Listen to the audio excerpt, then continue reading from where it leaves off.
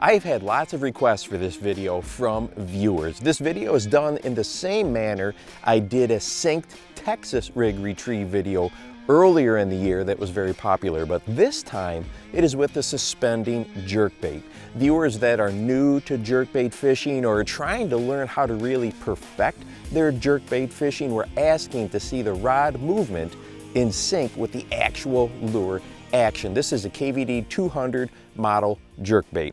To get the most side-to-side action, it is important to rip that lure on a slack line, and just a small movement of the wrist and lower arm will make the bait really dance and dart all over.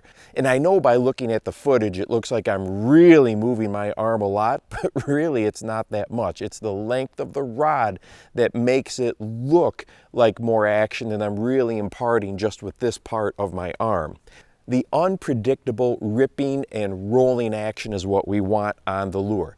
When that jerkbait is ripped with line that is too tight, it just pulls forward instead of darting around erratically. And it is that erratic movement that gets the bass to respond even on days when they seem pretty finicky.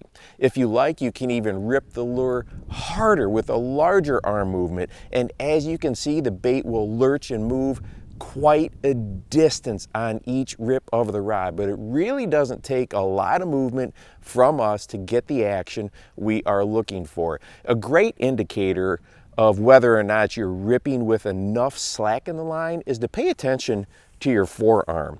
If the line is too tight or you are working too hard, your forearm will really start to get sore.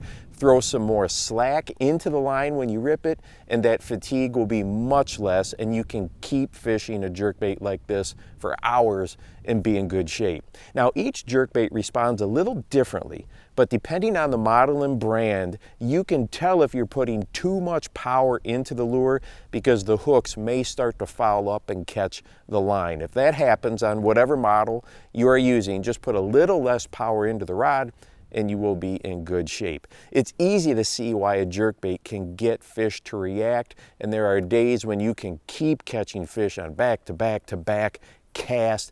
That is when you really know you have a school fired up. In fact, my first ever double, 2 fish caught on the same lure came on a jerkbait. Hands down, one of the most powerful lures for finding and catching bass that there is. It feels like it took me way too long to figure this lure out in my bass fishing career, but I hope seeing the rod and lure synced up gives you the confidence to try it out.